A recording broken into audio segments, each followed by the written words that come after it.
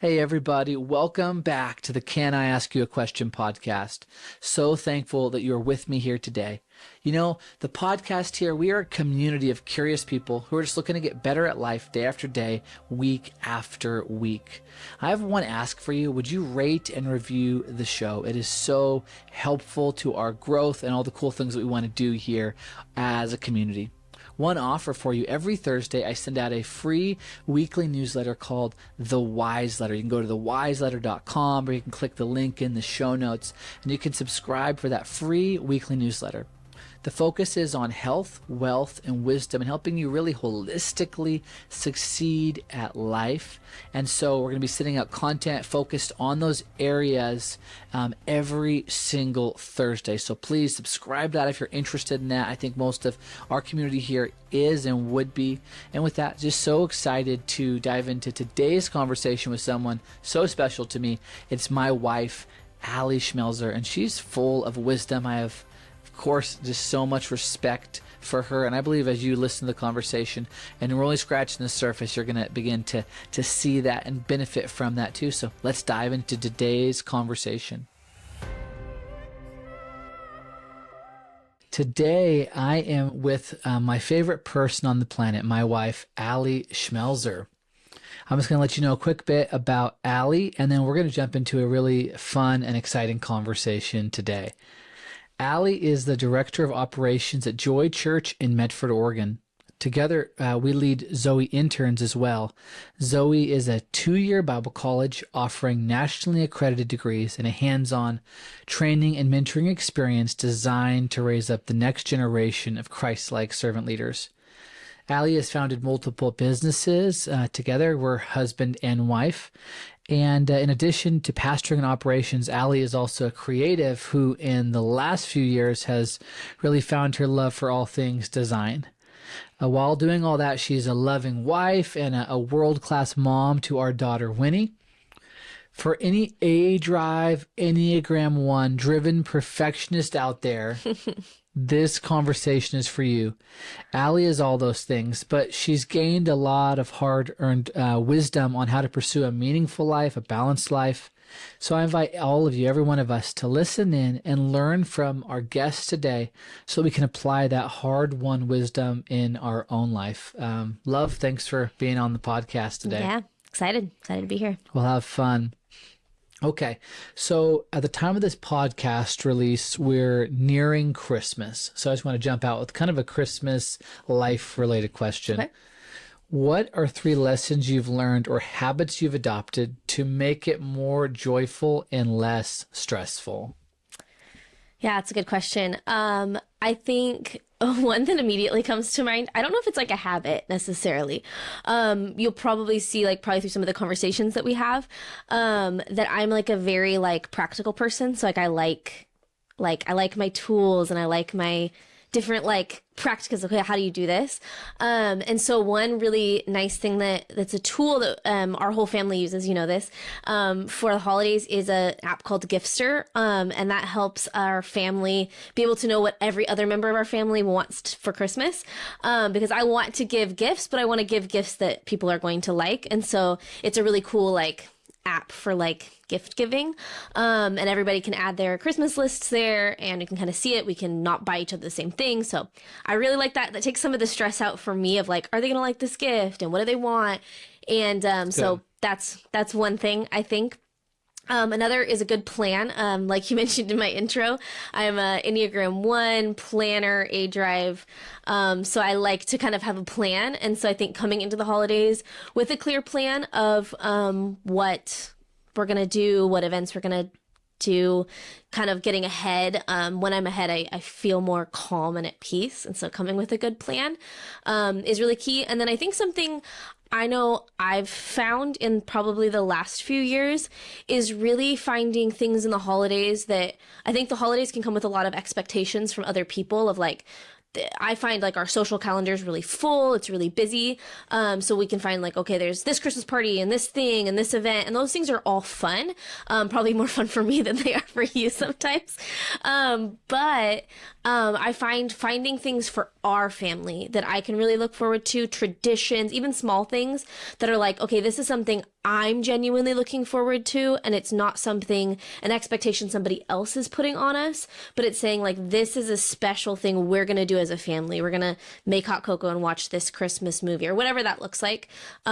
Changes out different years. We have a few different Christmas traditions, but I think finding something I can personally own and look forward to personally helps calm some of that Christmas busyness. Yeah, I like that. I think what we've learned as a couple is the stress that you choose is way less stressful than the stress that you feel is kind of hoisted upon you. Yeah, yeah.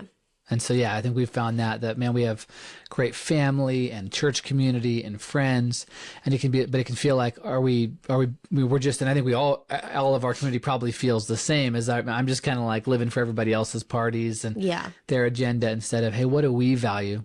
Yep. Yeah. So totally. I think that's been cool as we've found that. Jumping in with another one that's hopefully easy, might not be easy. What's one purchase of any price that has really improved your daily life? And then I'll ask kind of a follow-up.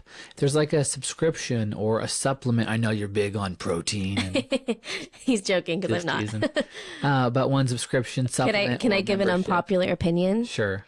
Everybody that says that protein shakes and drinks taste like milkshakes are lying to you. That's my unpopular opinion. I'm just gonna leave that there. Okay. Controversial. I feel like they're close enough, but they're not. Everybody says it tastes like a Wendy's Frosty. None of them do. It's all a lie. Okay. Well, we won't. Unpopular. It's a little too sketchy for our show. A little too controversial. What would you say that purchase has been that's improved your life? Yeah. One that immediately comes to mind. There's a lot. But one that immediately comes to mind is when we moved into this house actually last December. So we've been here about a year. Our bedroom here, we put 2 chairs and a little table in our bedroom. And I found that was actually like something I wanted from the beginning, but I didn't realize how much I was going to enjoy having kind of like a sitting area in our room, somewhere that we could just sit and talk. Sometimes we've taken tea and we'll just sit and talk late at night before going to bed. Or it's a place like this morning, we were both up really early. And so it was a place I could sit and do a little work on my computer. It's a place that I can even just open up the window and reflect and look out. So I really like that space. And so those chairs in our bedroom would probably be one of those. And then as far as a tool, something that you, Gino, got me into was Audible. We got an Audible subscription. I don't know if it's about a year ago, maybe, that we got the subscription. Either a year or 18 months, yeah. Something like that. And so we get 2 books a month, 2 credits. And the way we split it is each of us get 1 credit. And so that's been really great because I really like to read. But I've just found I don't have the time often to sit down and read a book. And so audiobooks have really become my best friend. And so I really enjoy, that's like a part of my everyday routine is I can, whether I'm driving in the car or doing my makeup or different things, I can turn on an audiobook and listen to it. And so having that Audible subscription and not having a barrier of like buying a book, but actually having those credits every month to be able to buy more and more books, that's been a big one that I've enjoyed. Super cool, but not the protein powder. Still working on that one. Okay, we have 90 seconds to the top of the elevator. Can you tell us about yourself and the quick elevator ride? Yeah. Where'd you start? Where are you at now? What's the journey been like? Okay. Yeah, I'm Ali Schmelzer. I'm married to you, Gino. We have our beautiful daughter, Winnie. So wife, mom. And then as far as work, I work at Joy Church. I just recently took on the role of director of operations. And so kind of working on our systems and our operations, kind of touching every department within the church, administratively, systemically, really enjoying that, really like doing that. Obviously, we lead the Zoe Internship program together, so we work with young adults. Love getting to work with young adults, training them, discipling them, coaching them in a lot of different areas of life. And then, as you mentioned in my bio, I really enjoy design. That's been a more recent thing is DIY. So, last year I asked for certain power tools for Christmas and I got them. And so that's been a really fun one, is actually kind of teaching myself some DIY skills, getting to do some fun room and design. The room we're sitting in right now is one of those first projects, and so that I don't know if that kind of covers everything. That doesn't really give you the journey, but it gives you the overview, the here and the now. And I think one bit of the journey, and actually in a different podcast, I talk about you and this idea that you are, as we're going to kind of get into, you're a drive that kind of in certain senses totally exceptional and amazing, but in certain senses the typical administrator. And yet you also actually are really creative in your output. So you don't necessarily sit there and say the muse is upon me and, cry for 5 hours. Yeah. But you've through the years done different types of creative stuff, a little bit of like clothing, like redesign, refitting. Yeah, sewing, calligraphy was a bit of something. Obviously now kind of interior design and interior spaces have been a thing. But Writing for quite a while. yeah, writing. And some of those things are still there, but I think it's interesting, one, just for everyone watching, I think a theme we're going to develop is I want us to learn from your kind of unique personality, and those who if you're watching, you're listening, and that's you, hopefully you're going to find some great applicable things. But maybe if it's not you, then you know someone who's that way. Maybe it's a sister, a brother, a spouse, a coworker, and learning to appreciate the different personalities, the different way that exceptional people live healthy and effective lives. And the two things in that conversation when I talked about you it's just interesting to see that even though you're administrative, you are really creative. Secondly, as a husband, someone that's been with you now, 11 years of relationship, 10 years of marriage, is it's changed. Yeah. And even more maybe you thought it would be. If we'd predicted it before, I would have thought a lot more in the writing, presentation stuff. Now it's a lot more like, oh no, or even painting or clothes, which you still have dreams about. Yeah. But it's like now it's a lot more in construction and a little bit of heavy tools and yeah. Pretty cool to see. Anything fun or interesting from maybe your early years or interesting about your bio? Oh. Putting you on the spot. Yeah. I'm trying to think what would be interesting to other people. I know as a little kid, didn't you used to collect spiders and put them into a jar? I wouldn't say collect, but I did. Snakes, like gardener snakes and stuff. I think one time I brought a gardener snake to school in a Folgers coffee. Yeah. So you're a bit of a tomboy. Yeah, I think I was definitely a tomboy growing up, but now I feel like I'm the exact opposite. 100% of the that. opposite. I love like clothes and makeup and design and stereotypically very girly things. But growing up, I wanted to like ride my bike on the BMX course and collect snakes and stuff like that. So yep. Yeah. Cool ups and downs journeys. Yeah. Okay. In a second, I want to get into more about you and learn about you for everyone that's listening. But I want to talk a little about something that we're kind of interested or really interested on this show on is like the practicals of what leads to your success, to your health. And so one of them is morning routine. What does your morning routine look like? Wake up, bedtime, coffee or tea, workout, don't work out, spiritual practices. What's the morning routine look like for you? And does it always specifically morning? Specifically morning and evening. So your bedtime routine, your wake up routine. Okay. Does that change a lot or is it pretty consistent? Yeah. I'd say there's like overarching a lot of decent consistency. But I would say it's more based off of weekly rhythms than it is directly daily rhythms. So something that you know about me is that I really aim to have like all of my Tuesdays are pretty much the same. All of my Mondays are pretty much the same. So over the course of a week, that looks really regular, but it doesn't always align with every day in exactly the same way. A lot of the same building blocks are there. So most mornings I'm up between 5:30 and 6, really between 5 and 6 because some mornings are up earlier, is typically when I wake up, and almost never later than 6 a.m. Get up, do a workout, then go in, read my Bible, get ready. We'll listen to an audiobook while I get ready. And then if I have any extra time on top of that, I might, work on a little thing for work or a fun project or different things like that. Oh, and I wake up and I play Wordle every single morning. I forgot to mention that. That's probably the first thing I do when I open my eyes every morning is I play Wordle. I'm kind of obsessed with it, but maybe people didn't need to know that. No, that's good. Wordlers of the world unite. Yeah. I'm not a wordler. No, No, I'm in a group chat with 3 other people and we all play Wordle and send each other how we did every morning. And Gino was in that group chat for a minute and then he left the group chat because he never played. But yeah, so that's a big part of it. There's other mornings that are a little bit different. So Wednesday morning I get up a little earlier. I don't work out that morning, but I go to our church and go to an early morning prayer service. So there's some different on some of the days. And then like on Tuesdays, you leave early. So I have our daughter Winnie in the mornings. So things are a little bit different on certain days. But for the most part, always those same building blocks: get up, work out, read my Bible, get ready, do some sort of project, eat breakfast, go to work. And then nighttime routines would probably be like similar most days. We try to go to bed pre 10 p.m. every night. Yeah. Let's get lots of sleep. But something that we initiated recently that I think is working well, you can tell us if you think it's working well, is that I get up quite early. Yeah. And take approximately a 2-hour block before Winnie, our daughter, is almost ever awake. Yeah. And then that allows me to then give you from approximately 6:30 to 8:30 or 6:30 to 8:15. Yep.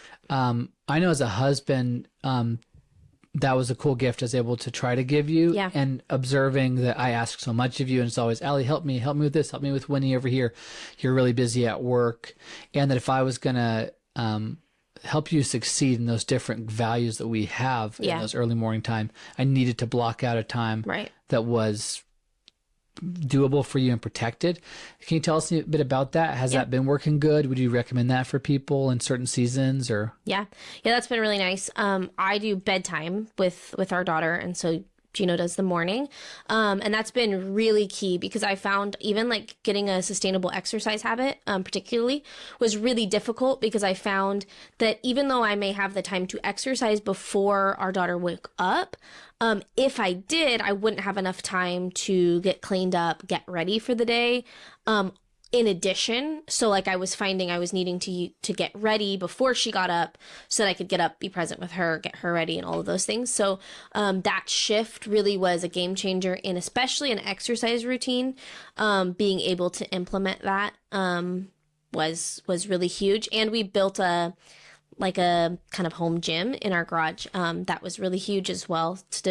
I have a big barrier with like going to a gym. I've always struggled with that. I don't really meet a whole lot of people that are like that, but I just really struggle in like going to a public place. I don't really like working out with other people. So having something that had a low barrier where it really took away all of the excuses. So I wasn't worrying about getting ready. I wasn't worrying about our daughter waking up in the middle of it and not hearing her. I have to bring a baby monitor out there. And I wasn't worried about having to like leave my house. All of those things really help set up that routine, particularly all the more. Yeah. And I think since my spouse is on the show today, and with this show, we're trying to be successful, healthy, wealthy, and wise. We're trying to do it in a balanced, sustainable way that doesn't hurt the family. It helps the family. It doesn't hurt the marriage. It helps the marriage, and so on. I think for when you're single and you're doing your routines, you have a lot of disadvantages of singlehood, and which is the sense of you're the only one. There's not an accountability partner built in. There's not that support, but you're the only person to really check your schedule with in terms of those early hours, late hours is yourself. If you're not at work, it's just, if I want to do it, I can do it. But learning then to coordinate with another person that you want to see develop too. Yeah, it's in everyone's best interest that I develop and that she develops. We both develop. Having to coordinate that has been a journey, and one I think we're doing better at than ever. Yeah, and will it change again at some point, probably based upon kids and work. But as long as we can keep this one rolling, I think we will. And it's cool. You're a wife, you're a mom, you're an administrator, a pastor. Usually have some kind of design project. We talked about morning routine. How else do you stay healthy as a person amidst all of that? Yeah. obviously as a Christian, one of the first things really has to be in spending time with God. And so making sure I'm, reading my Bible. I really enjoy journaling.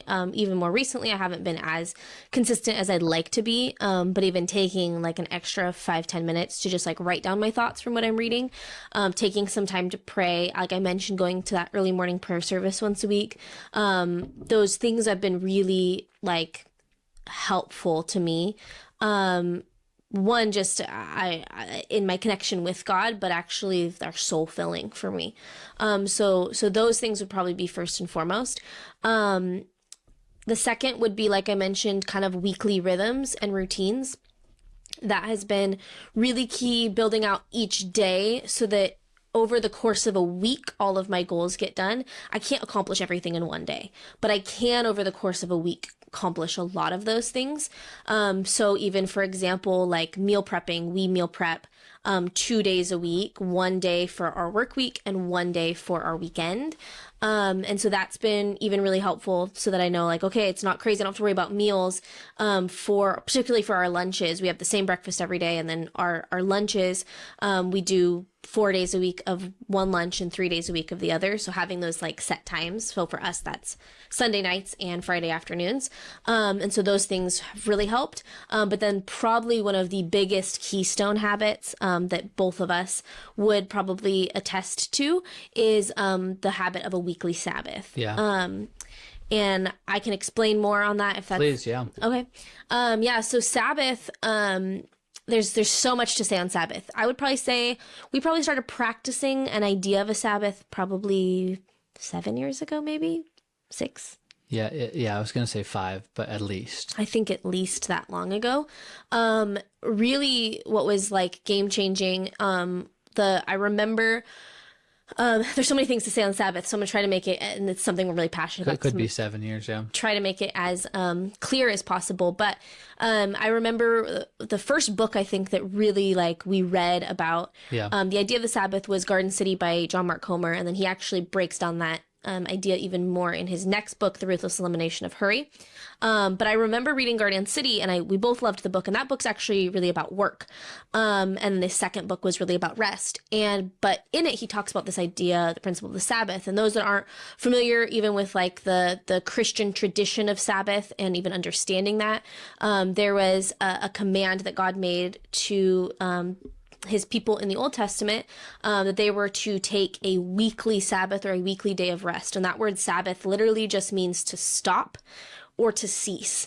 And it was something God did that was really beautiful when he brought his people out of people of Israel out of Egypt. They were a people that were enslaved, and he took this nation of slaves and said that have been used to long days of work and said, I want you to take 1 day a week and I want you to rest. I don't want you to do anything else. And the people actually were disobedient to that command because it was actually an exercise not just of teaching them to rest, but actually teaching them to trust that even if they didn't get everything else done, there was going to be a day that he wanted them to wait, to pause, to rest.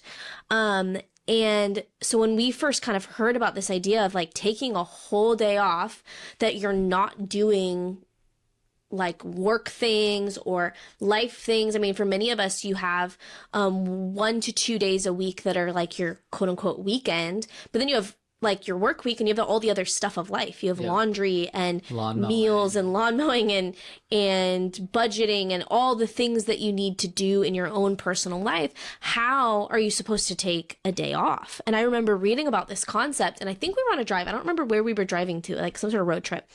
And we were talking about the book that we had read. And I remember you were like, I think we need to do this. We need to like start doing Sabbath. And I just felt like that was like an insurmountable like hurdle. I don't know if you remember kind of feeling like after the fact. You reminded me of this. Yeah. What you said. So I remember feeling like there is no way, like we're very busy people. And at the time we didn't even have kids yet. Like we're very busy people. There is no way we can take a day a week to not do anything, to rest. Like I just could not fathom that idea. Yeah. And And even when I talk to people about the idea of the Sabbath, that's something that they bring up.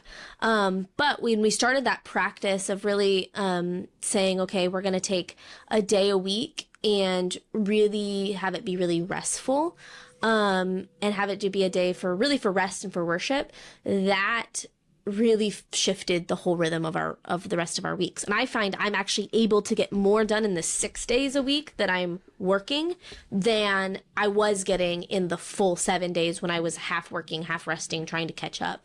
So that weekly practice has been game changing to my soul, taking a day to recharge, refill, reset for the next week so that I'm fresh coming into my work has just been a game changing habit. Yeah.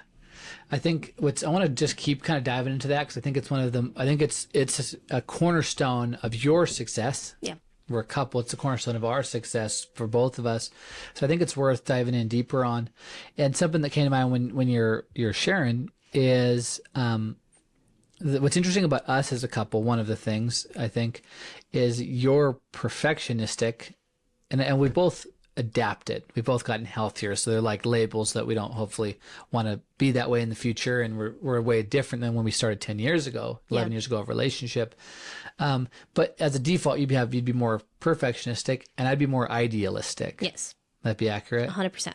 And so I think it's definitely been interesting to like meet somewhere in the middle. Cause I think sometimes I think God blessed us and God guided us to it. But another way you could say it is I think sometimes we get lucky in that I just am kind of idealistic and I don't have a realistic view of what it will cost or what it would take. And I'm just like, I want to live my best life. I want us to live to the fullest. And we've read this book and it's inspiring. So we're going to take a day off. And it freaked you out because you're counting the cost, you know more, and you're way better at predicting. I'll be like, oh yeah, well, I don't know how long it'll take, but we'll have plenty of time before that event tonight. And she'll be like, no, I think it's going to come right down to the wire. And time again, Allie's so much closer on predicting exactly how much time it takes. Like, how did you know how did you know I would take that long of a nap or procrastinate that long, or we would argue that long? And it was just the exact amount that we ended right basically, and you predicted. So you had a lot more awareness of what that would cost, but in this case, it actually benefited. Yeah. That my idealism got us to do something that your realism might have said no to, and the rest is a bit of history. It's worked. But I think, why do you think that? I feel like the Sabbath, it works for us for different reasons, but it's almost like this beautiful compromise. Why do you think that is? Why do you think it works for our two very different personalities?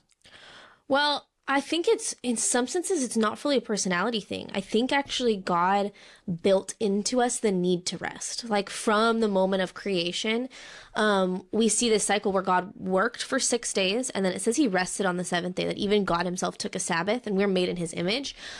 I believe like it's a human thing that this works. Like it's actually it's a principle like that. And they've even done studies, John Mark in his book Ruthless Elimination of Hurry talks about this. Even Jefferson Bethke in the book To Hell with Hustle is also a really good book I'd recommend. But in both books, they kind of talk about this idea that they've done even studies on different nations decided, okay, what would happen if we had a 10-hour or a 10-day work week instead of a 7-day France, I think. Yeah. Or what would happen if we extended the working hours instead of a 40-hour work week to a 60-hour work week, or to this different things. And they found people's capacity and even like ability, like output actually lowered. There was a moment that it raised, and then there was another moment that it just dropped off, and it actually became worse. They're putting more hours in. They're not resting as much. You think over that same period of time they'd have beat out the resters. Yeah, and that's not what you find. Nope, it's not what you find at all. And so I think it's. I will come back to your question directly, but I think it's a human thing. I think it's not a personality thing. So I think when people want to there's certain things in life that are principles of nature, of life. They're the way God created the world to work. And when we can resist them and we can say, oh, it's because of a personality thing, but actually I think it's a human thing. So you're saying we have to sleep. Yes. I have to eat. Yep. You have to drink water. Totally. And maybe we have to rest on a cyclical cycle of 7 days. Totally. Because and when you don't rest, it's when you get sick. It's when you burn out. It's when you can't function, you know? So I think there's just so many benefits of rest that we may not go into today. Can I jump in real quick? Yeah, of course. Just kind of a disclaimer, since we both are representing this and believe in it, is we personally in our faith as Christians are not obeying it in a sense of as if we believe there is a lot of liberty. Yes. I really don't know for a fact whether everyone must, based on scripture, obey it. From what it seems like is that there's a lot of liberty, and that you need to gather as Christians in church and honor God. You need to, some of those things that would be a part of a traditional Sabbath. Yeah. But we're mainly doing it. We see it as a gift from scripture.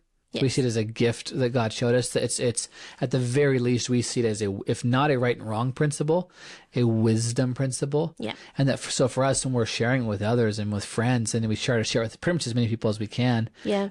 Because it works. Yep. It works for us. It works for anyone that we've seen that I think that's really adapted it. Yeah. And anyone that hasn't, almost always, maybe as you're listening or you're watching here, there's a very real chance you might be going, I could never do it. It's unrealistic. Another part of you, though, if you'll pause, many times the response we get is, I don't know if I could do that, but I can see how that would be nice. Yeah. I could see how this nonstop is tiring. Yeah.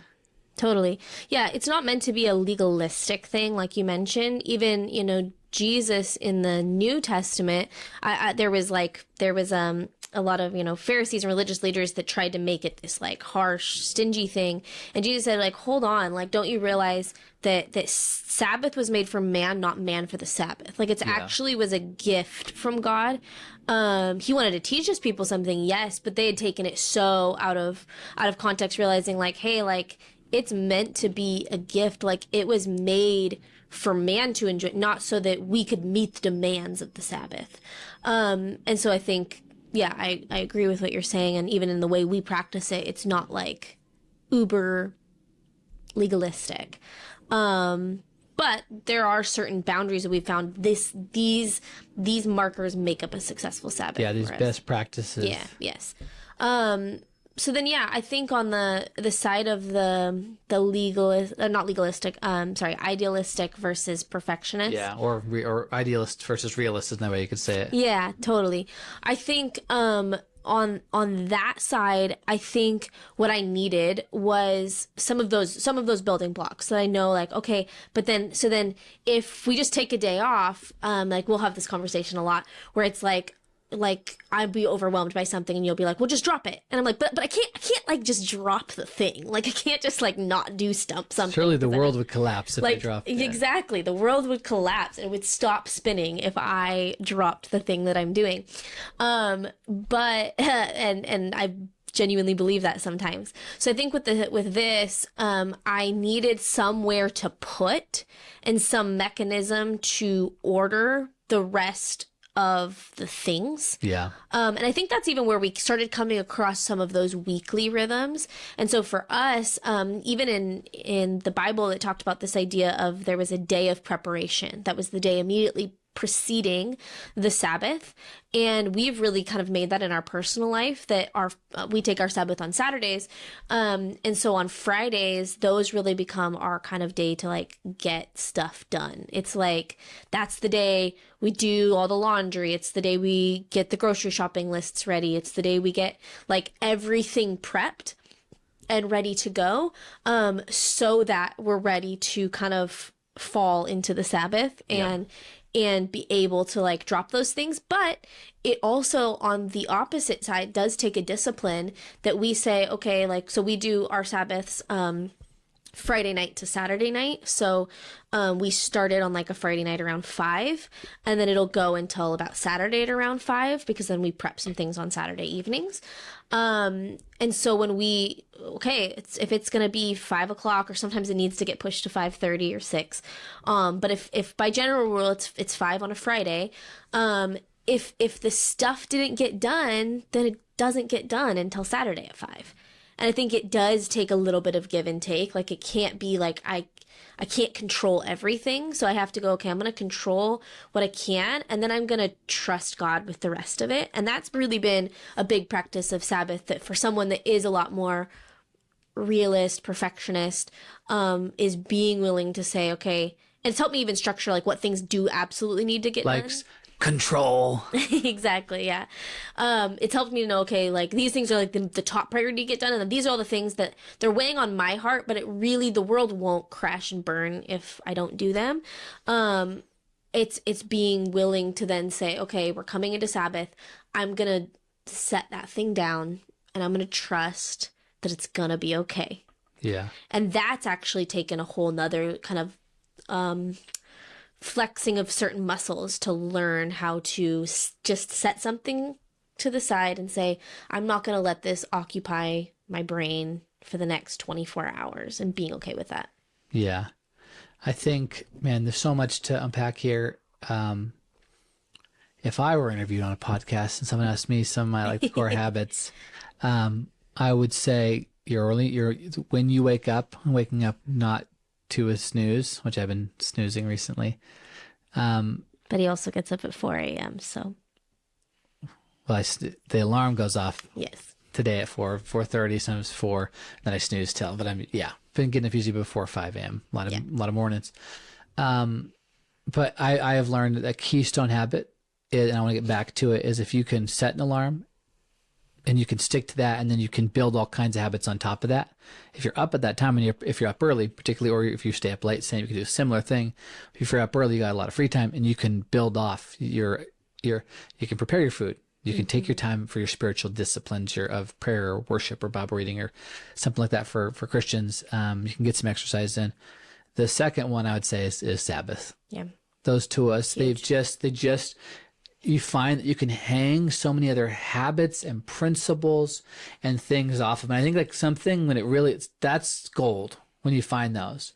When you're like, man, in doing this one thing, I'm honoring these other biblical principles, these other virtuous principles.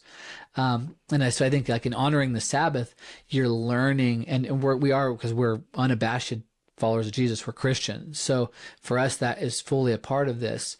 When you're saying, when you're ceasing the work, yeah, that's a huge part of the Sabbath. And I think always has been through history, is that you're actually stretching that kind of faith and trust muscle that says, okay, for the next day or so, for the next 24 hours, that worry is Jesus's. yeah, And learning, which is difficult, at least for myself. And I still fail all the time. We fail at everything we're just saying. yeah, We fail at it. yes, We don't always do it at 5.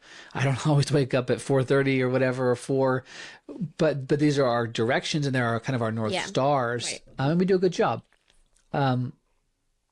But I think in doing that, I think just that I think I'm repeating myself, but it's interesting. And one of the things that you do is you are getting to practice trust. Yes. Getting to practice that surrender to God.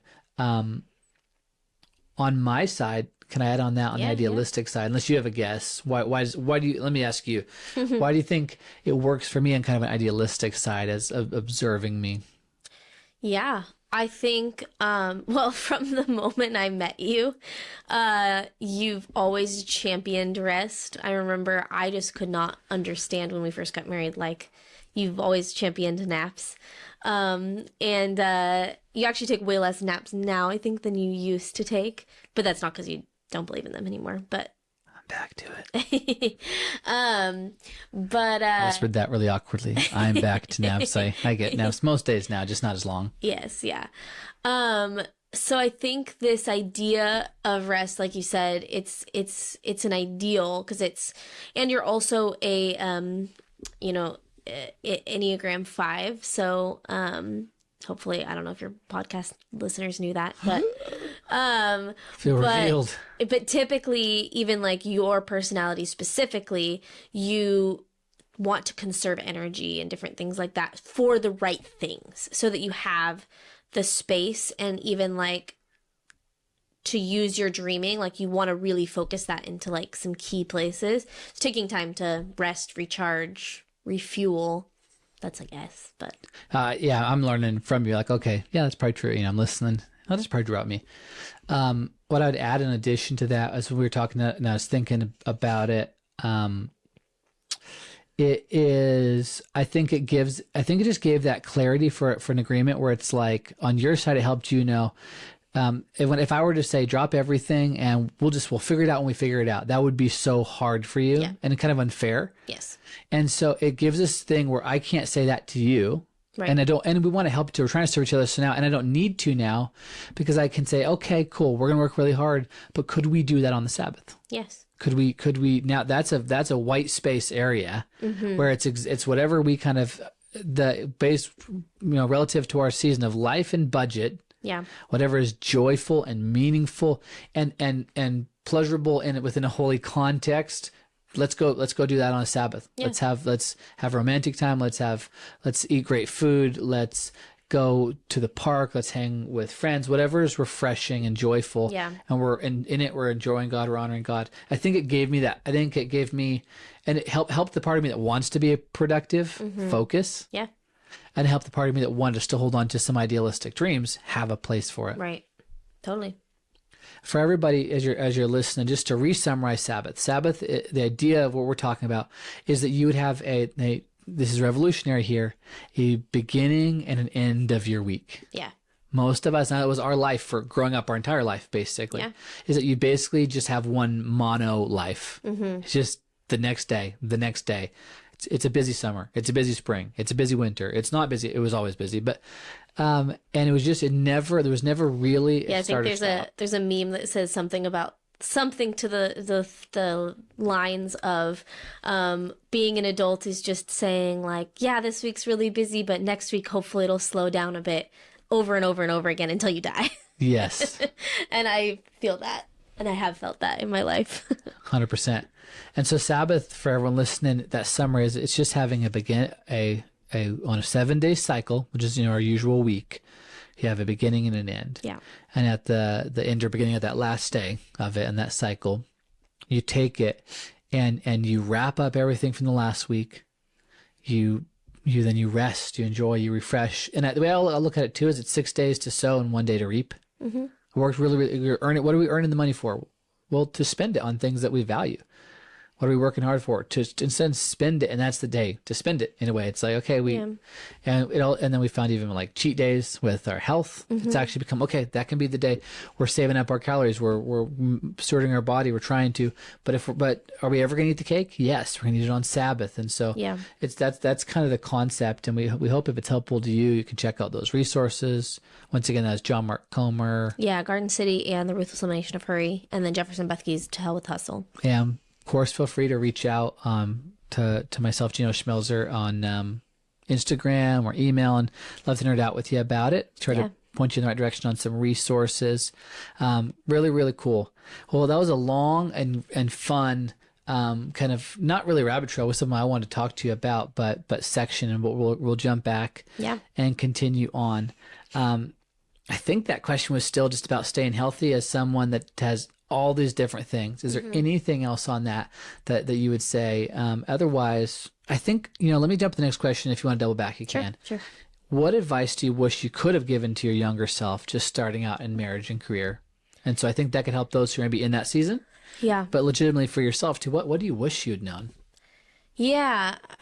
There's we need another podcast. Yeah. There's a lot of things. I think I'm the personality type that likes to check things off my list.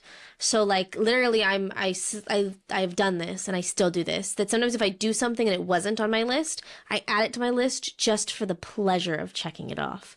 That's how much I love to like check things off, close loops, like finish projects, complete things.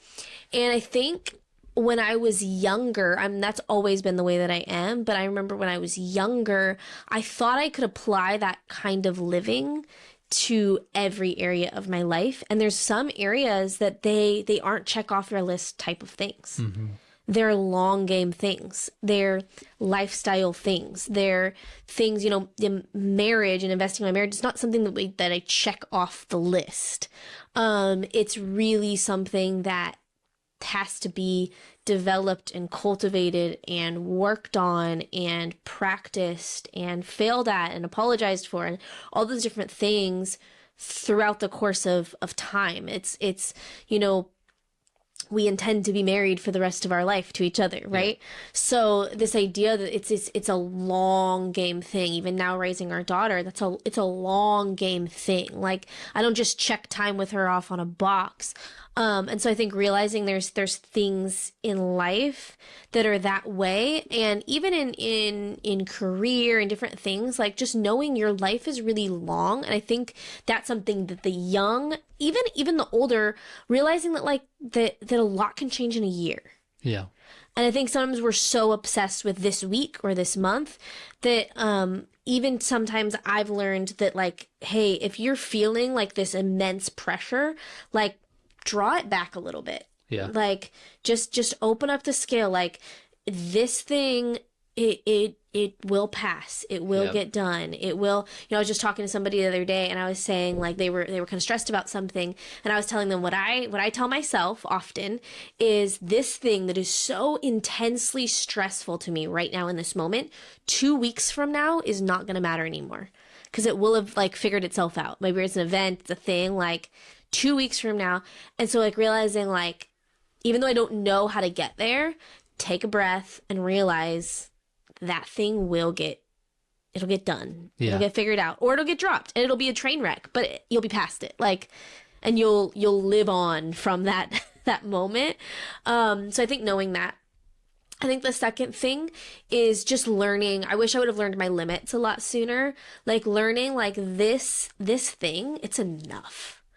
Like you mentioned, I'm very A drive. And you being idealistic, like it's always, even dreams we've had, it's always like bigger, the next thing, this big thing, this next initiative, this next project. Let's just keep piling our plate full of things, and realizing there's certain things that you can say, you know what? You're like realistically ambitious, like really ambitious, but within actual sanity. And I'm insanely ambitious with no tether to present reality. But I think probably the difference is you don't always, well, maybe you do. I feel the intense pressure to do that. I can hold it. I can let it go.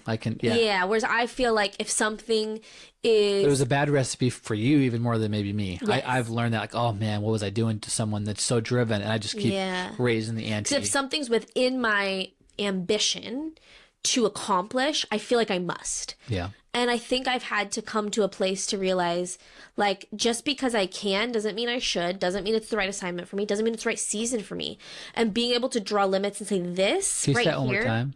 Just because I can do something doesn't mean I should do something. I don't know if that's what I said. But yeah. And I think for people that are skilled, and they think, I could do that, I can handle that. Yeah. Doesn't mean I should. Yes. It's a different equation. You have to evaluate that each time. Totally. And that doesn't mean like it's a balancing thing, because I think, kind of taking this tangent for a second, I think that I want to have my plate full. Yeah. I don't want to not have a full plate. That. Like, I don't want to like just like push off every thing. Like I want to have rich relationships and full ambition and try things. We've started multiple businesses. We have dreams in our heart to start more. Like I want to push the limits. I'm not saying don't do that, but just realizing that like there is even seasons for things, and being able to ascertain when the season is for that ambition is I think really, really key, so that you don't burn out. Because I think I lived on the edge of a burnout, freak out, flip out on somebody, like, and I don't want to live there. And I don't think that's the place I should be. But I want to be full. I want to be busy. I want to be rich in opportunity. And I'm glad you're saying that, because I think even how I presented it at the beginning almost sounds like Enneagram 1, A drive, perfectionist. It almost sound like, I'm sorry, you only have 6 months to live, like a disease. And they're not. No. They have like any personality traits. They have the good part and the bad part, the pros and the cons. But on the whole, it's who God made you to be, so it's good. Yeah. And so I think wanting to get things done, wanting to be ambitious is good, and I honor it in you, and it's one of the things that I fell in love with you about and still love you for. But as you're saying, and that's why I wanted you here to talk with all of us, is it's okay with that, within that desire, even though I like kind of what you'd said is, hey, I want to push the limits, but what I wanted to add to that, you maybe even literally said it, what came to my mind is, but there are still limits. Yes. I want to Totally. push them, but there are still limits. Totally. And I can increase those limits Yeah. through increasing my capacity. There's a book with that title. But today, that's the limit. Yeah, if it's like the picture I was getting when you're talking is kind of like that, like a balloon. Like I want to blow that thing up. I want it to be full and vibrant and like stretched. But if it's stretched to the point of bursting, where it actually blows up and then the balloon is ruined, then the whole thing isn't worth it anymore. Yes.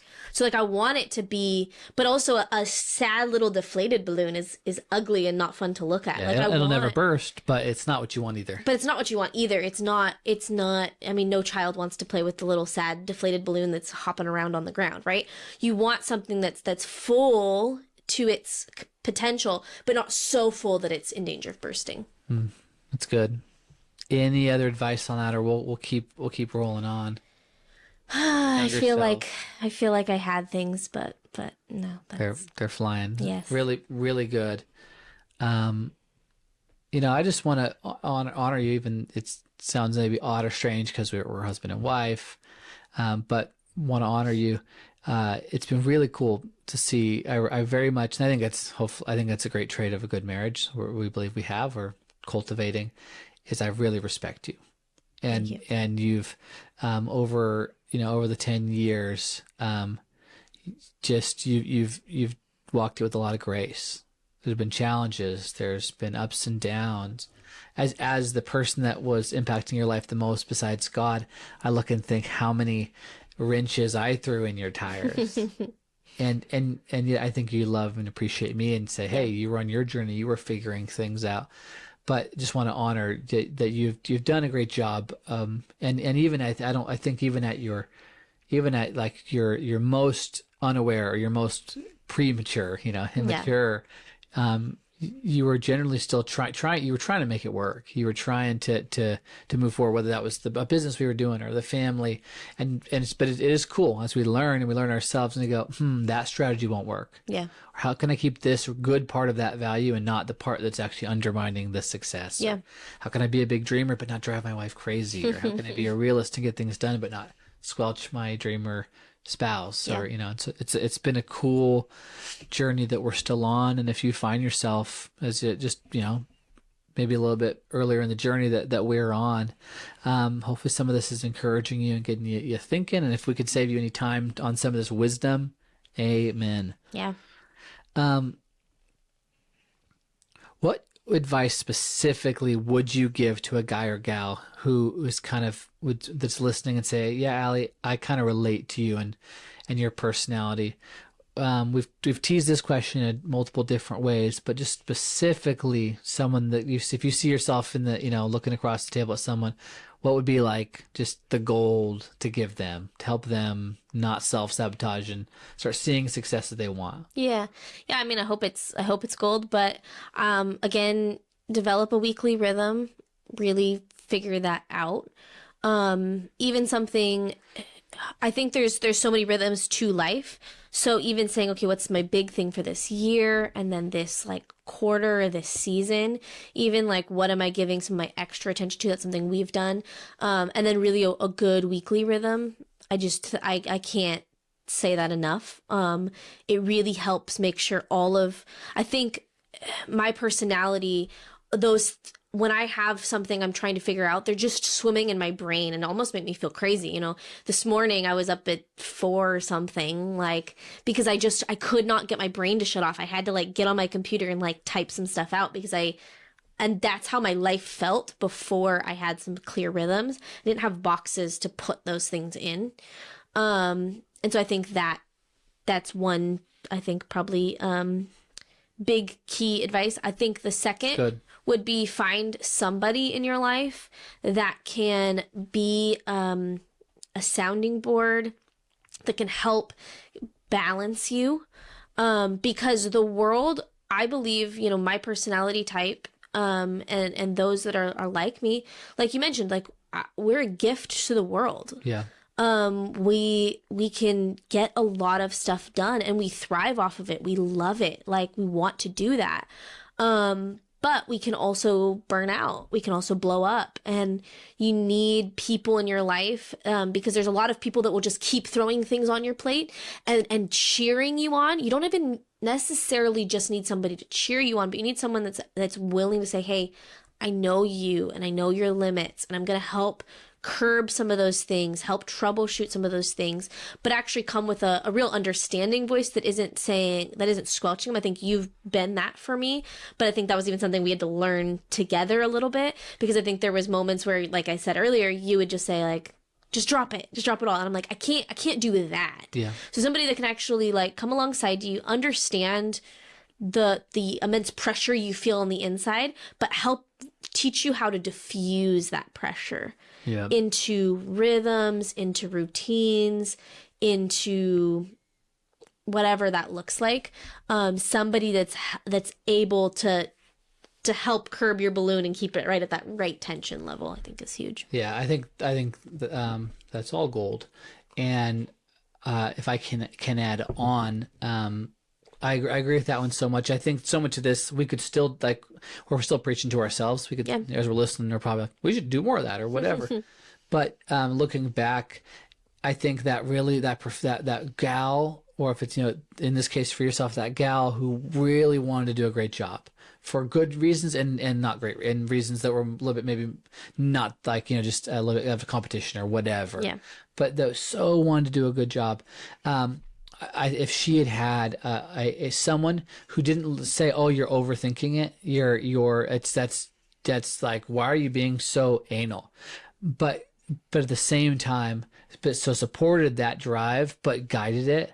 Said, "Hey, yes, I agree. I'm with you that's so frustrating. People do that, and we should have better systems at administration. And why don't people just show up on time?" And that could kind of nerd out with you. Yes. But at the same time, support you and sometimes just say it's okay. Give you permission. That on both to be excellent, but also when you failed. Yeah. And I think even to share their own frustrations, I think you probably felt alone at times. Like, why doesn't anyone else care about this as much as I do? Totally. Well, just recently, about 6 weeks ago, I was on a trip with a friend, and we have very similar personality types. And we were on a kind of a weekend kind of like business work trip, going and helping at one of our church plants in a different city, and we were on this trip, and we both like have the same kind of personality type, and it's refreshing to sometimes be like, you too, like you feel all of this pressure, but also knowing that like we are our own worst critic, and I don't need somebody to criticize me. I need somebody to champion me, but help me shape things in. Like, give me permission to be awesome where I need to be, and is going to champion that and understand that, but also give me permission to say, hey, this doesn't have to be your assignment, or this doesn't have to be at this level of quality. Like, you can actually or you don't have to be the one to do this. You can hand that to someone else. Delegation has been like my worst nightmare and so hard because I don't know if anybody else is going to do it with the ability that I would do it and to the level that I would do it, and realizing like, hey, it's okay to hand things to other people. It's okay for other people to help you. It's okay. And I needed people like that can speak in that way. Yeah. So I think in retrospect, as a husband, I should have insisted on that more. As a wife, as a person, you probably should have pursued that more. Totally. And yet, but God has been gracious, and those people have begun to come into your life, and some of you just figure out on your own when someone isn't there. You have to tell yourself that good advice.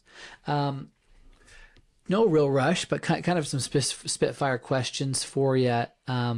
Advice. So now we get Ali a little bit. We get that context, kind of your personality, competency. If so, now some more specifics.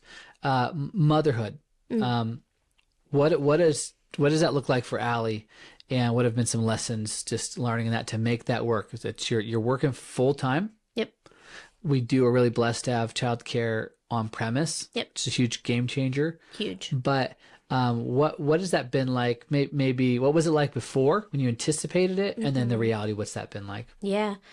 I love being a mom, like absolutely adore it. It is so fun. I didn't know, honestly, I was pretty afraid for a lot of years because I wasn't the stereotypical one that just wanted, like, that's all I dreamed about was being a mom. I saw it as an important calling, but I always wanted to have kids, but I didn't want to only be a mom. Like, I wanted to contribute to society in additional ways. Neither is bad. Like, I think it's awesome. Like, whether you want to just that be your full-time focus, it is totally worthy of that. But I knew for me, like, I had other contributions I wanted to make additionally, both in work and creative spaces and all sorts of other things. So I wasn't sure how I would love being a mom. But I absolutely adore it. It is so fun. It is the best thing I've ever done and the hardest thing I've ever done. Yeah. I think probably a lot of parents would relate with that. It's the best and the hardest. But I wouldn't trade it for anything. I think just really, really fast. The first year, I think, needs to almost be set aside as its own thing of a child's life. That's good. It's its own crazy. And I think I didn't know that going into it because, I mean, between dealing with the pregnancy itself, birth, postpartum, nursing, adjusting your schedule to whether it's one child like we've had, or I'm sure it will happen again as we have more kids, to adding another child into the mix. They're changing a lot. Like, kids change a lot. Like, I feel like they're changing every like 6 to 8 weeks. Like, there's new things that you don't have to worry about, and there's new things you do have to worry about, and you're like, it's always changing.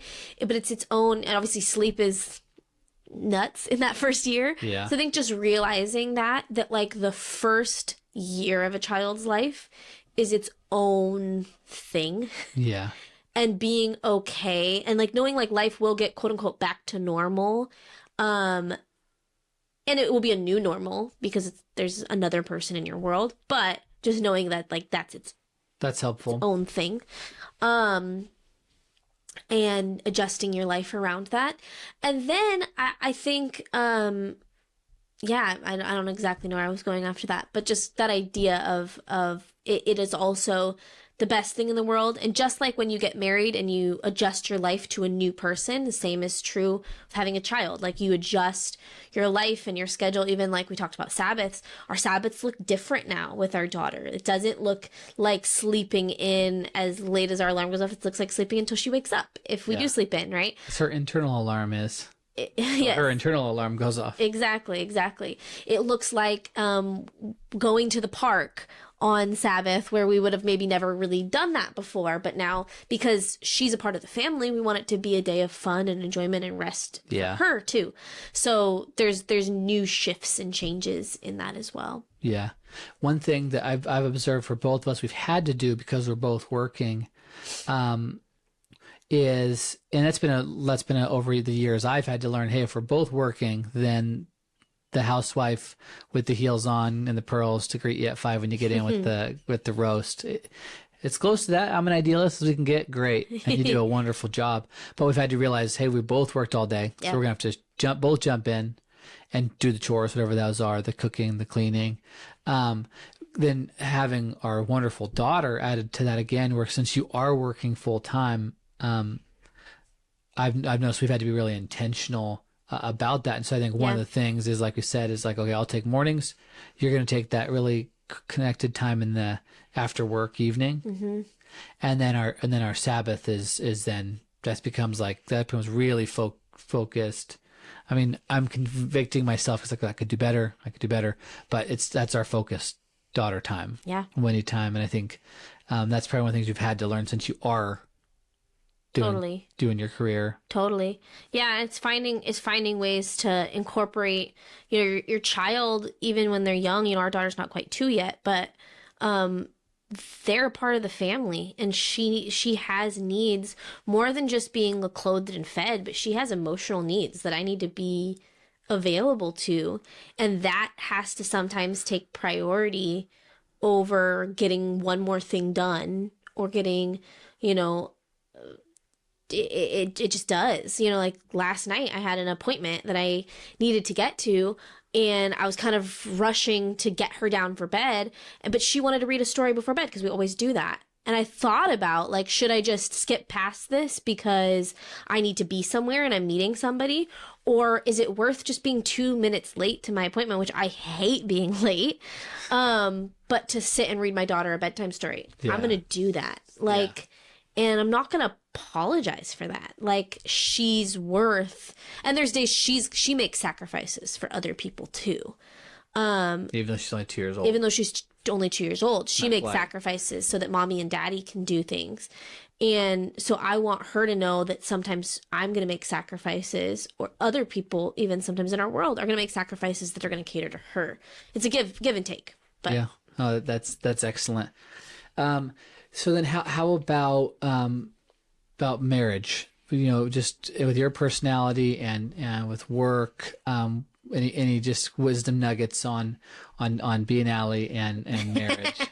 I think this one could be a whole other podcast, and probably will be at some point. Yeah.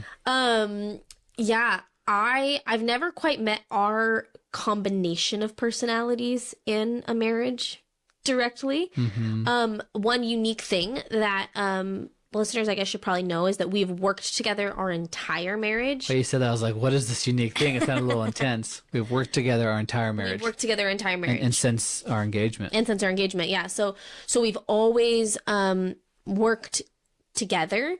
And that has its positives because there's a lot less I need to, like, quote unquote, fill you in on, because you were at the same things that I was at.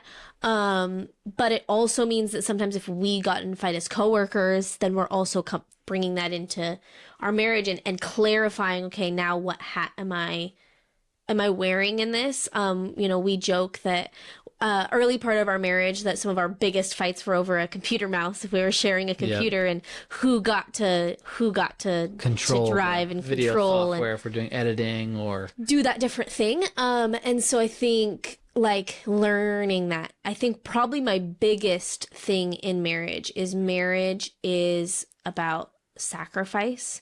It really is about, you know, when we've both said when we first got married, one of the first lessons we learned is how selfish we are. yeah. And so I think learning that, like, I heard somebody say recently, and it stuck with me, and I said, oh, that's actually pretty true.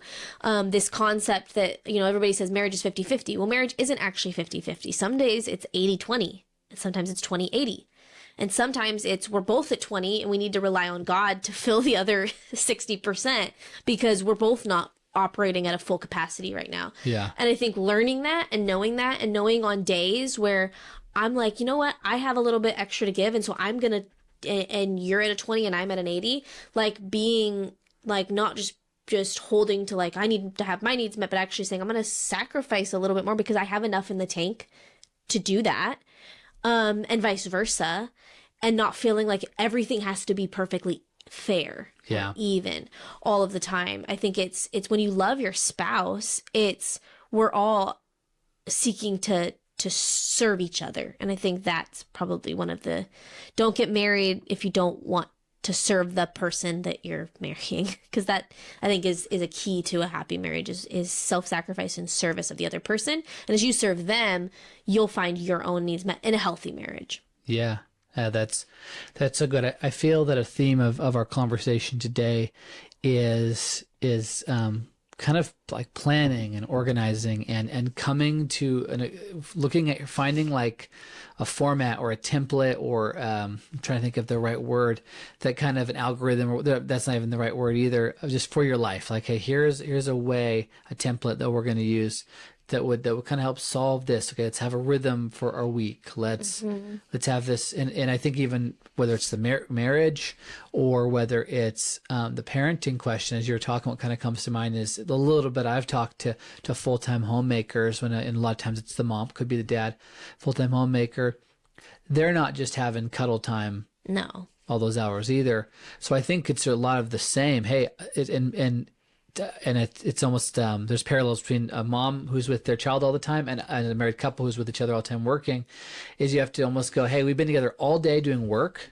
We've been together all day doing schoolwork, cleaning up, wiping the runny noses. We have to like somehow shift and switch into just mom and daughter, mom and son having fun, mom, dad, and the kids having fun and having those special times. I think for us, we're in our career and when he's being in childcare where we work, but we're not seeing her much during the workday. And so we're not seeing her. So we definitely have to have that. Okay, now we need that intentional time. 5 to 7:30 when she's home and in the morning before we go to work.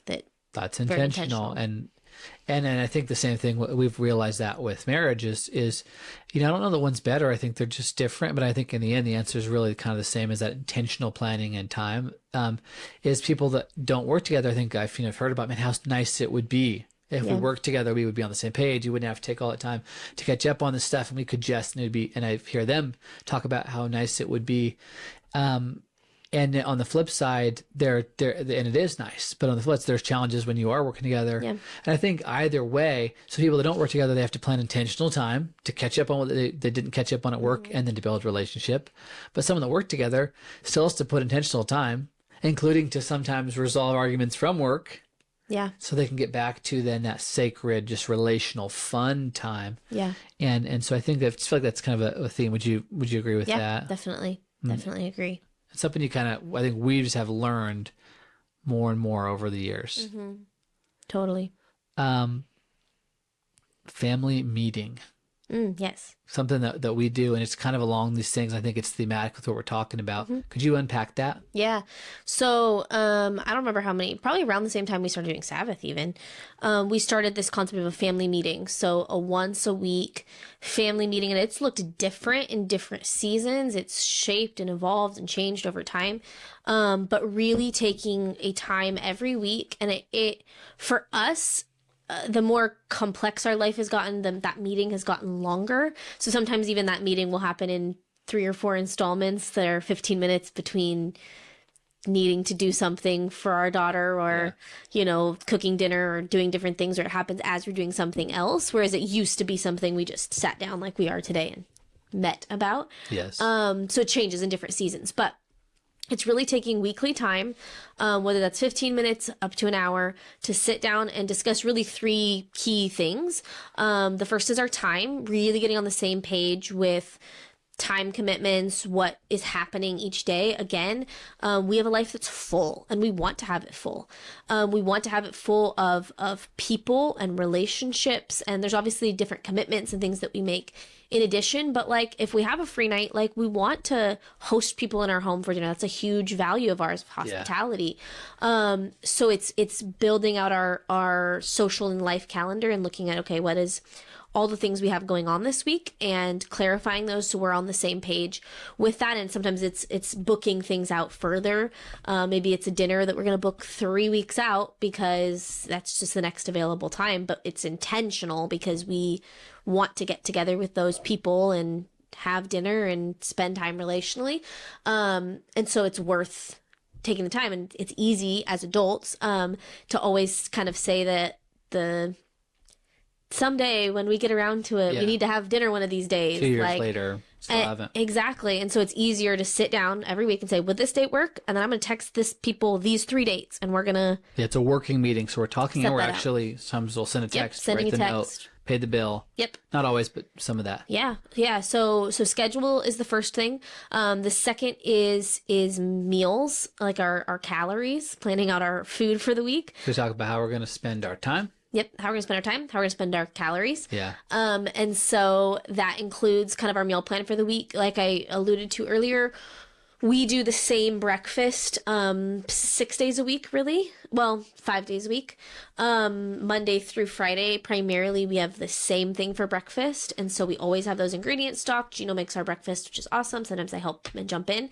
We have the same breakfast most Sabbaths. Helps me that it's the same breakfast. What? Since I'm making it, it's definitely nice. It's the same breakfast. Yeah. So 5 days a week, we have, normally it's like toast, eggs, and right now it's toast, eggs, and a green smoothie. It's like always what we have 5 days a week. Saturdays we have quiche typically because it's an easy thing on Sabbath if I don't want to make a big breakfast. But like Costco quiche. Costco quiche comes in a 2-pack. Delicious. You can freeze it and pop it in the oven. It's so super good. Occasionally, like tomorrow, we're probably gonna have pumpkin waffles for Sabbath, which will be super good. But that's when we'll do a fun breakfast. And then Sundays, we normally will eat breakfast at our church. They provide it, so that makes that easy. Lunches, like I mentioned, 2 times a week, I meal prep our lunches. Once on Sunday nights for our Monday through Thursday work week, and then on Friday afternoons for our lunches for Friday, Saturday, Sunday. So that kind of covers those. And then it's looking at, okay, all of the dinners between the dinner commitments and things that we have, figuring out those things. So we talk through what we're going to be eating for the week so that we're on the same page with that. And then the third, so we talk about how we spend our time, how we spend our calories, and then how we spend our money, as we talk through our budget. So typically I'm the one that inputs everything in our kind of budgeting, making sure all the things are good. But that's a time for us to talk through any expenses that we have coming up, any goals. If something shifted or changed, if we're going over in a certain category and we need to curb our spending in a certain area, we'll talk through that at that meeting. So it's really a good time just weekly. It takes a whole lot less time if you do it weekly than if you do it monthly. It's just so hard to really make good shifts based off of the predictability of a month. So it's so nice just to have that weekly tag in to just go through those 3 key areas, and it helps everything else in the rest of the week just operate so much more smoothly. So cool. So good. And that's a part of our, generally, we've shifted the days our family meeting is on, but we found that that pre-Sabbath wind down, that day of preparation, which is a hard-working, kind of not frenzied, but hard-working day. Yep. That happens to be today. The day we're recording is a Friday. Yep. And I remember, we both were woke up early. We were both in our room, typing, doing different things. But I remember knowing, okay, and even I'm feeling it still and here and now. Sabbath is coming. Yes. Sabbath is coming, and that's the pre-preparation is half the value, I think, because it's all the stuff you get done that you get to then enjoy on Sunday when you start your next week. Yeah. But we've seen that to be vital, and this is part of that. So this family meeting, we put it back to the pre-Sabbath day. Very helpful, right? Yeah, and I even kind of alluding to something you just mentioned. I find that day of preparation, we do a lot more on that day. We can cram that day really full of a lot of things because we're living in that anticipation of the Sabbath, that we can come into the Sabbath having all of that done. And then it also makes coming out of the Sabbath, like you mentioned, so much cleaner and smoother because all of those things were already decided in advance. Yep. It's also a time we actually plan our Sabbath. We found if we come into a Sabbath with no plan, those aren't always the most successful. The best. And so it's even a time when we talk about, okay, what would be restful for us this week to do in light of the week we had. We can make any, plans that we're going to make. Sometimes it might be, a lot of times it starts with kind of a slow morning breakfast together, not having to get ready in a hurry, some sort of outing. So we're going to the park, we're going to, go do something. Pumpkin patch a couple weeks ago. Yeah, or going to lunch or doing something. And actually, technically, our Sabbath starts on, like I mentioned, Friday night, which is normally for us when we're going to take a date as well. And so that's kind of nice. It allows us to have some personal time before, and that's when we'll hire a sitter. So it's great. It sets us up then to actually even be present for our daughter the whole next Saturday as she goes along with us. So all of those things on a Friday really help set us up not only for Sabbath, but also set us up for the whole rest of the next week. It makes coming out of a Sabbath so much more easy because everything's been already planned. Yeah, so cool. So that's our family meeting, how we plan how we spend our time, how we spend our money, how we spend our calories, that Sabbath preparation. And hopefully that will give you some tools, and it's been helpful. It's been super helpful to us. Huge. Final questions as we start to wrap up, unless there's anything else on that. Is there anything we missed on our Sabbath whole time that kind of works, or a little bit of the secret sauce? I feel like there's one thing, and I can't remember what that is. I know consistent dates for us, usually Friday night, is super important. That's part of it, especially as a husband, as a wife. That's fun. We look forward to that. And I think I found what I would encourage is, if you can't do a full Sabbath, start with a half. Yeah. If you can even get a half day and do that. I think if that's what you need to start with it. That's great. We've You even still have found a beginning and ending to your week. yes. And you still have something you're winding up to, like, and you're wrapping everything up, and then your muscles have to contract and release. You can't just always stay tense. Yeah. Your life has to contract and release. So Totally. yeah, even if it's 2 hours, that's what we've encouraged students who are working and going to school, still have something. And can I add one thought on that? And I knew you were saying something. Sure. Is because it triggered it, is it's one of the things the Sabbath does is it helps you tell if you're coming in super exhausted to the Sabbath, and even after the Sabbath you're still exhausted. That helps trigger an alarm that you're probably going too hard. If you can't basically refresh within the day, then and that happens over weeks, then you probably have been going too hard. But otherwise you may not know that. I'm just like, I'm tired, I don't know why I'm tired. Whereas you're supposed to be able to refresh within that 24-hour period, and if you're not, Totally. that's part of it. What were you going to say? So what I was going to say was there have been situations where we've just recognized, hey, our Sabbath isn't going to work this week in the way that it traditionally does. So even like a few weeks ago, I was coordinating a wedding, which was on a Saturday, which is our traditional Sabbath. So it's going to kind of change our Sabbath plans. So we needed to adjust our week based off of that thing. So it doesn't mean like we never, like we said, we're not super legalistic. We try to be as close to it as we can because we found that's the most helpful. But if something does need to shift, it might mean that we take, instead of ending at 5 on a Friday, it means maybe we start our Sabbath at 1 on a Friday if that's what we need to do. And we fit in some of the chores and other things on some of our evenings or mornings on the week previously. But that only happens if you come with a plan and you can have the foresight to see those things. Now, there's going to be last minute things that came up. That's fine too, but that really helps. The second thing is I loved in some of the books that I mentioned, they talk about this idea that Sabbath is like, it's like Christmas 52 days a year. Yeah. Which is really true. But I think sometimes we got this idea, even when we were first early adopters of this idea, is that if it didn't feel like Christmas, that it was a failure of a Sabbath. And I don't think that's also true. Like some Sabbaths, to be honest, are duds. Like they're not like wildly refreshing. They're not, things don't hit right. The quiche doesn't taste as good. We're going to get that 100% score eventually. But yeah, you're right. Like some days the quiche doesn't taste as good. And sometimes it tastes like the best meal in the world. And that's also okay. Like just like probably it's another marriage. Is it? Are you sure? It is.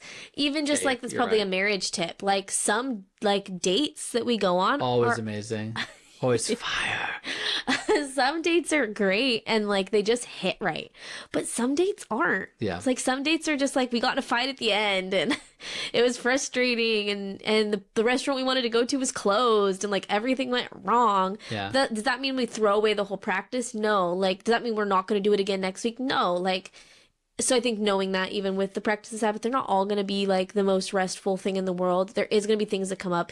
Again, life doesn't fully stop. You may have a tragedy or something that happens and you have to change your plans last minute. Like, don't be so held to your plans. Like, plans are meant to be, like, even with these weekly rhythms, like, they're meant to be like, flexible. They're meant to be not something that are so rigid that if we step outside the lines, it's going to break us. I see it as like a North Star. It's the guiding direction. We're going to go that direction. Yeah. But we may have to take a detour. Yep. Totally. Yeah. Another version I've heard is, we don't have time to go into it, but this concept of a rule of life, it's kind of like a way to structure your life, to plan your life, to make sure the most important things get there. And the term that was actually used originally, the idea of rule, based off of like the idea of a ruler, is the other, like I think it's Greek or Latin word, is the same word as a trellis. So it's something that's meant to support, like a trellis for a grapevine. It's meant to support so that more fruit can be produced. But there is, you know, if you've ever seen grapevines, they do have some swag and some release. It's not like this super rigid thing, but it's actually saying it's there as a undergirding, as a support so that you can be more fruitful in every area of your life. So good. Well, a couple of final questions. And thank you. It's been excellent. And it's good for me to keep hearing these things over and to be reminded, and for everyone, in this community of curious people wanting to get better every day, every week. I think that these principles, we know they've changed our life. Yes. So thank you for sharing them, and from your perspective. A few more questions. As a Christian, a mother, wife, pastor, creative, young person, what scares you most about the direction of society right now? And so we just went really intense really quick. Final couple questions, and then the same question, what excites you most? But just it's a question we've been asking on the podcast, and see from different people's perspective, what for you right now, like, hey, I'm watching that. That's kind of an alarm bell. That scares me. And then what are you hopeful about? What excites you? Yeah. I wouldn't say this is like, I think there's a lot of things with like culture at large. Spitfire, we talk about the idea that the denial of truth, I think is super huge, but I don't really think I have time to kind of go into that whole concept. But I think that's like one in society at large, this inability to determine absolute truth. But, I would say primarily because we work with young adults. The thing that scares me sometimes when I talk to a lot of young adults, and there's a phrase that I use with them, with our interns that we teach, is I'll tell the phrase and I'll kind of explain the problem. Yeah. The phrase I always tell them is, I say, everything in life is figure outable. Yeah. Everything in life is figure outable. And I think there's this trend where I'll talk to younger people, kind of that Gen Z generation is really who we're discipling and pastoring right now. And if it wasn't super easy, and if it took a little bit of work, or if it was a little bit hard on the front end, they just go, well, it's impossible, because it takes the blame off of them. It takes the blame off to be like, well, it was too hard, or I tried, but I couldn't find the answer. Yeah. So the answer therefore does not exist. Yeah. But that's not true. Like, really, like, you may have to go to school. You may need to work really hard. You may need to pay a lot of money. But everything in life is figure outable. There is very few things, like, I'm sure there's like laws of physics that are certain, quote unquote, impossible. But like most things in life are figure outable. Just because they're hard doesn't mean that they're undoable or unknowable. Yeah. And I think getting your hands dirty and getting in there and being willing to just, like, whatever it takes, like, figure something out, find the solution before giving up. I think there is a generation that it's just easier to give up. And that fortitude that says, I'm going to press through until I find a solution to my problem, that is scary to me. The opposite is kind of the opposite side of that coin, which is what excites me about culture, is there's so much opportunity and resource in the world right now. Like, really, if you need to figure something out, there is so much opportunity and resource to do that in a way that many generations never had the access to be able to do. And I think that's really exciting to me about our culture, is because there is things, you can find things very, very simply. We have a condo that we rent out, and our tenants had messaged us that something was broken in their garbage disposal. Like, it wasn't working. It wasn't turning on. So I went over there like a week or two ago, and I've never fixed a garbage disposal in my life. But just in looking at a few things, trying a few things, looking up some YouTube videos, lo and behold, I found the problem. I reset the device, and I was able to fix their garbage disposal. I didn't need to be a plumber or garbage disposal expert to do that, but I needed the ability, like, it was out there for me to figure it out. Yeah. And the information was accessible. And I think I love that that's what excites me, is there's so much opportunity. So you just segued right into the excitement. Yeah. Is what excites you? That there's so much opportunity and resource out there to be able to be successful in our world, and those things are being championed. Sometimes to the fault of certain groups of people, but I think really there is a champion that everybody should have the ability to be successful. Yeah. And we have a culture that is really championing that. Like, it doesn't matter your education, your background, your age, your gender, all the different things, like, you can be successful. Yeah. And I think there's resource, there's opportunity, there's finances, there's courses, there's all of those things. available. And that excites me about culture right now. They kind of go hand in hand to me. Yeah. So the danger is that we have people that are not availing themselves of that. Correct. And a world that is absolutely full of opportunities. Yep. And the accessibility. Yep. Yeah, I agree. And that's an interesting one. I haven't heard that one. Final two questions. What are you personally most curious about right now? What have you been researching or digging into that you care to share with us? Oh gosh. What am I most curious about right now? Right now, besides planning our daughter's second birthday party, I've been all up on Pinterest planning that out. That's been fun. Probably some of like the DIY projects. I have a little cottage place that I'm kind of flipping, and so I'm really curious in all of the how things work and options. And so I think like learning all of those type of things, learning DIY hacks and simple ways of doing things, that's probably the thing I'm researching and learning the most about right now. Very cool. And what is your first personal favorite question and why? And this is our final question on the Can I Ask You a Question podcast, is what is your personal favorite question and why? Yeah, I don't know if I phrase it this way every time, but kind of the how did you do that? How did you get there? Conversation. The reason why is because we've had this conversation before. I don't really like motivational conferences. Like, I'm not really into that. Like, I don't need more inspiration, but I want you to tell me like exactly how did you do that? Like, what tool did you use? What process did you make? What system? Like, walk me through the step by step of exactly how you achieved the mechanically, how you achieved that result. So I love getting to sit across the table from somebody and say, how did you do that? Like, yeah, break it down for me. Tell me, like, send me the Amazon link of the thing that you bought. Send me the step-by-step process. I love getting to understand the mechanics and the exact way to replicate a result that somebody else got. And when somebody can break that down for me, that's probably my favorite thing. Very cool. Well, Ali, thank you so much for being on the podcast, sharing your hard-earned wisdom, and we appreciate it, and I appreciate it as your husband. Everybody, have a great day. We'll see you every first and third Tuesday of the month. We'll be releasing a new podcast, and thank you so much. So thankful for that conversation with Ali Schmelzer. She's my wife. I love her. But I think after that conversation, you can also see there's just so much to respect, so much wisdom for us to apply and benefit from. So I'm thankful we all got to be a part of, hear that conversation. If you want to follow up with Ali, one place you can go is zoeinterns.com. That's the Bible college and internship that we lead. And if you're interested in that, then please check it out. The link will be in the show notes. And with that, just want to remind you to rate and review the show. If you want to help, then right after this, don't delay, don't put it off. I know how that is. Just put in your rating. Hopefully it's a good one if you like the show. Review it and help us spread the word and grow. It'd be super helpful.